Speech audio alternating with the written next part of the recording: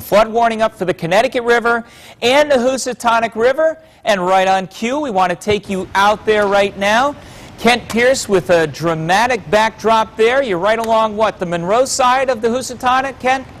We're on the Monroe side, exactly. Oxford is on the other side, and that's Route 34 going over the top of the dam. And you look back there, you can't let really any more of the water through. Well, a better way to put it is you can't hold any more water back than they have right now, because the water is coming, I don't want to say over the top, because that's a dangerous thing when you talk about dams, but it is right at the top of the dam, and they've lifted up the gates at the top of the spillways along there, so the water is coming down there, and they've fully opened the floodgates over on the other side, so they are letting as much water through as they safely can right now. And in case you're wondering, no, that doesn't mean they're generating any more power than they would on an average day, because if you can see the water, it means it's not going through the turbines, not turning those blades, and not generating any more power than on the average day.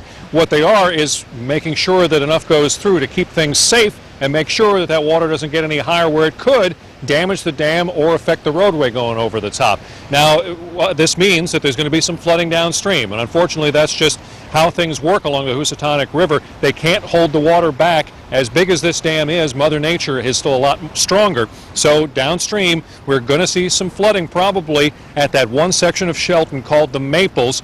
They're used to it. They see water like this every spring. They see flooding at the Maples every spring. They're not used to it in September, but they know what to do and they know it's coming. Now, a week and a half ago, they had a real experience down there because they had a mandatory evacuation notice for the Maples. The water was higher. They wouldn't even let us get this close to the Stevenson Dam during Irene when that was coming through here. So it's not as bad as things were a week and a half ago, but there is going to be some flooding in that one section of Shelton and hopefully nowhere else.